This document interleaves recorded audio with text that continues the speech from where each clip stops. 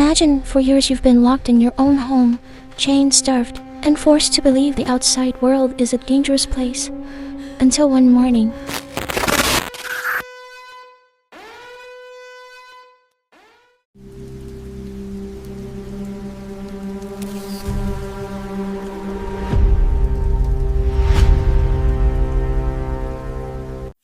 hello everyone, welcome back to Bays. In this video, we'll discuss one of the most horrific family cases in American history.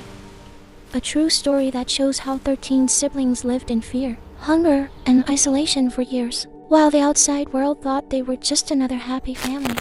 On a cold January morning in 2018, the quiet suburban streets of Perris, California, were cloaked in a deceptive peace. At 1188 near Willow Avenue, the lights are off, the curtains are drawn, and the neighbors are fast asleep, completely unaware of the nightmare unfolding just feet from their front door. But inside that house, a 17-year-old girl named Jordan Turpin trembled.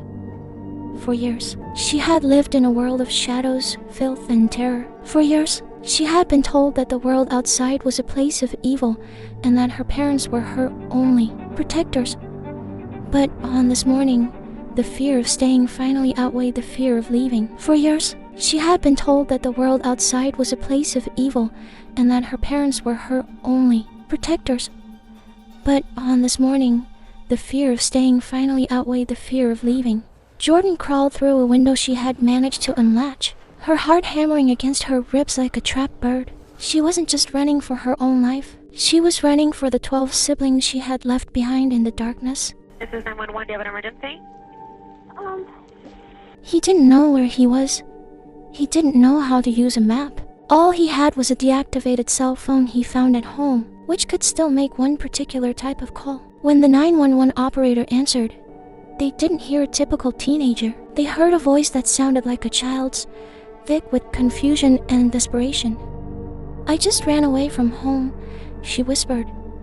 "And we have 13 brothers and sisters. And our parents are abusive." I just ran away from home because... "I just ran away from home," she whispered. "And we have 13 brothers and sisters. And our parents are abusive." This was the moment the world would first hear about the House of Horrors, a case that would defy belief and expose a level of cruelty that seemed impossible in modern-day America. To the outside world, David and Louise Turpin were an eccentric but seemingly devoted couple. They were often seen wearing matching outfits, the girls in floral dresses, and the boys in identical bowl cuts and suits.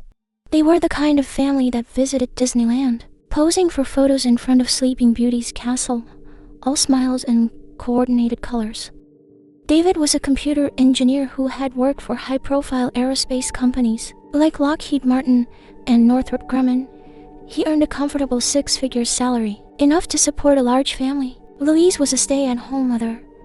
They were deeply religious, or so they claimed, following a strict, Pentecostal-inspired doctrine that emphasized the father's absolute authority. But behind the matching clothes and the Disney vacations lay a reality so bleak, it felt like something out of a Victorian tragedy. The Turpins didn't just have a large family, they had a cult of two, where the children were the subjects and the parents were the jailers. The coordination the world saw wasn't a sign of unity, it was a sign of total control. The smiles in the photographs were the result of hours of practice, and the threat of severe punishment if they didn't look happy enough for the camera. The tragedy of the Turpin family wasn't just the abuse itself, but the fact that it had been hidden in plain sight for nearly 30 years. The story of David and Louise begins in the late 1970s in West Virginia. David was the son of a minister, and Louise was a high school student when they eloped. With each move, the walls around their family grew higher, as the children began to arrive, 13 in total. Born between 1988 and 2015, the Turpins implemented a lifestyle that was designed to keep the world out and the children in.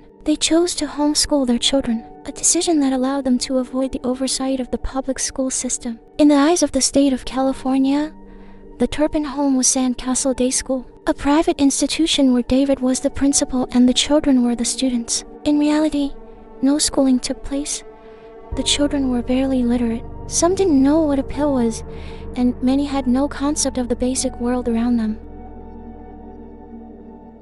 They were kept in a state of perpetual childhood, regardless of their actual ages. By the time they were rescued, the oldest child was 29 years old, yet she weighed barely 80 pounds and spoke with the cadence of a young girl. Life inside the Muir Willow house was governed by a set of twisted rules that grew more extreme. As the years passed, the family operated on a nocturnal schedule, a tactic used by David and Louise to ensure that the children were never seen by neighbors. They would sleep all day and stay awake all night, cleaning the house or standing for hours as a form of punishment. Food was used as a weapon of psychological warfare, while David and Louise would feast on fast food, pies, and snacks. The children were often limited to a single meal a day, usually consisting of a small portion of frozen food or peanut butter on crackers. The parents would sometimes buy frozen apple or pumpkin pies and leave them on the kitchen counter, letting the children look at them but forbidding them from touching them. It was a cruel game designed to remind the children of their hunger and their parents' absolute power. This chronic malnutrition led to severe physical consequences. When the children were finally examined by doctors, they were found to have stunted growth, muscle wasting, and even cognitive impairments caused by years of starvation. Several of the adult children were so small that they were initially mistaken for preteens. As the children grew older and more difficult to control, the punishments became more sadistic. What started as simple timeouts evolved into being tied up with ropes. When the children learned how to untie themselves, David and Louise upgraded to heavy metal chains and padlocks. The children were shackled to their beds for weeks or even months at a time. They were not even allowed to unkind themselves to go to the bathroom. The smell in the house was overwhelming, a mix of human waste, rotting food, and unwashed bodies. The children were allowed to wash their hair only once a year and were forbidden from washing their hands above the wrist, a bizarre rule that David enforced with terrifying intensity. If a child was caught washing their hands too high, they were accused of playing in the water and were punished with more time in the chains. The psychological toll of this environment was immense. The children were told that the police would never help them, that the world outside was full of people who wanted to hurt them, and that their only safety lay within the walls of their home. They were trapped in a cycle of learned helplessness, convinced that there was no escape from the misery they endured every single day. By 2018, the situation had reached a breaking point. The older children were suffering the most, their bodies failing under the weight of decades of abuse. Jordan Turpin, who was 17 at the time, began to realize that the life they were living wasn't normal. She had managed to get hold of an old smartphone and started watching music videos by Justin Bieber. For the first time, she saw a world where people were happy, where they were free to move and speak. It was a revelation. She began to plan her escape, a process that took 2 years of careful observation and waiting for the right moment. The catalyst came when she realized that her younger sisters were being chained to their beds for even the smallest infractions. She saw the fear in their eyes and knew that if she didn't act, they might not survive much longer. On the morning of January 14th, she saw her chance. Her parents were asleep, and she managed to slip out of a window. She ran until she was far enough away to feel safe, and then she dialed those 3 numbers that would change everything. The 911 call is a haunting piece of audio. Jordan sounds terrified, her voice shaking as she struggles to describe where she is. She tells the dispatcher that she hasn't been out in years, that she doesn't know her zip code, and that her house is dirty and her siblings are chained up. When Deputy Manuel Campos of the Riverside County Sheriff's Department arrived at the scene, he found a girl who looked no older than 10. She was thin, frail, and wearing clothes that were far too small for her. She showed him photos she had taken on the phone, images of her sisters shackled to filthy beds. The deputy was stunned. He had seen a lot in his career, but nothing like this. He called for backup, and a team of officers descended on the Turpin residence. When they knocked on the door, they were met by Louise Turpin. To their surprise, she didn't seem panicked or even particularly bothered. She appeared confused, as if she couldn't understand why the police were at her house. David Turpin was equally calm, his demeanor cold and detached. As the officers pushed their way into the home, the smell hit them first. It was the stench of a house that had been neglected for years, filled with the presence of 13 people who were rarely allowed to bathe. They moved from room to room, discovering children in various states of distress. Some were shackled to their beds, their wrists and ankles raw from the metal links. Others were huddled in corners, their eyes wide with terror. The officers were shocked to find that several of the individuals they thought were young children were actually adults in their 20s. The rescue was only the beginning of a long and difficult investigation. As the children were taken to hospitals for treatment, investigators began to piece together the history of the Turpin family. They found hundreds of journals written by the children. These journals provide a horrific first-hand account of the abuse. They wrote about hunger, chains, and constant fear. They wrote about how they prayed for a way out and how they felt abandoned by the world. The evidence found was compelling. In addition to the diaries, police found thousands of photographs and videos taken by David and Louise over the years. These images documented the children's growth or lack thereof and provided a visual depiction of their descent into poverty. It becomes clear that the Turpins were able to conceal their crimes for so long because they were masters of manipulation. They knew how to present a facade of normalcy to the outside world, and they knew how to exploit the lack of oversight in the home education system. They had moved several times, always one step ahead of potential suspicion, and always chose locations where they could remain anonymous. David and Louise Turpin were arrested and charged with multiple counts of torture, unlawful detention, child abuse, and cruelty to a dependent adult. As the details of this case became public, the world watched in horror. How could this have happened? How could 13 children have been abused in a suburban neighborhood without anyone noticing? The media dubbed it the House of Horrors, and the Turpin name became synonymous with parental betrayal. During the trial, the children's identities were protected, but their voices were heard through impact statements. In 2019, David and Louise were found guilty of 14 felony counts at their trial. Several of the Turpin children chose to speak. Cannot describe in words what we went through growing up there. Sometimes I still have nightmares of things that happened, such as my siblings being chained in or being beaten. But that is the past and this is now. I love my parents and have forgiven them for a lot of the things they did to us. Another daughter spoke of her new life, saying, "My parents took my whole life from me, but now I'm taking my life back." The judge sentenced David and Louise Turpin to life imprisonment with the possibility of parole. After 25 years, given their ages at the time of sentencing, David was 57 and Louise was 50. It is highly likely they will spend the rest of their lives behind bars. The judge's words during the hearing were scathing.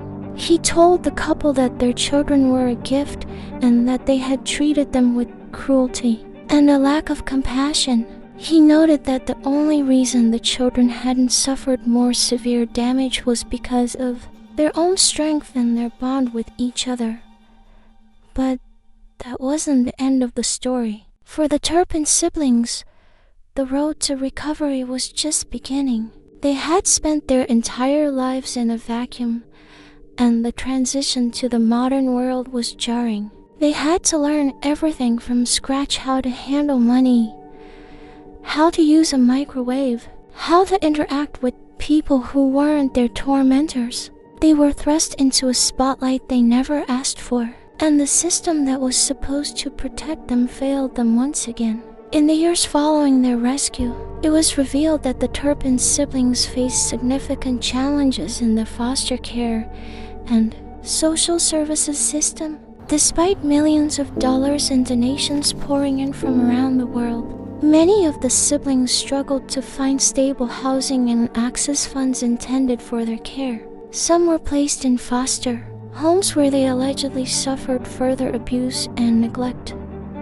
The secondary tragedy sparked a new wave of outrage and highlighted the systemic failures of Riverside County's child welfare system. However, the Turpin sisters continued to fight.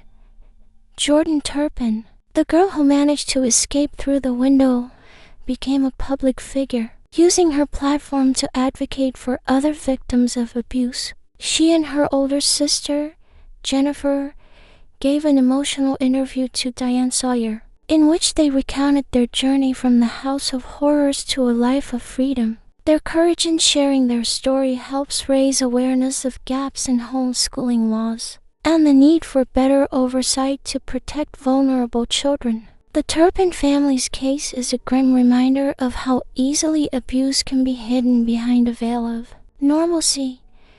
It challenges the notion that we know what is happening in our own communities. David and Louise Turpin weren't monsters living in the woods. They were a suburban couple who shopped at the same grocery stores and walked the same streets as everyone else. They used the structures of society, homeschooling, religion, the privacy of the family unit as tools to facilitate their crimes. But the story of the Turpin children is also a story of extraordinary hope. Despite decades of darkness, the bond between the siblings remained unbroken. They cared for each other, protected each other, and ultimately saved each other. Their resilience is a testament to the human spirit's ability to survive even the most dire circumstances. They are no longer victims of the mere Willow House. They are survivors who have reclaimed their names, their lives, and their futures.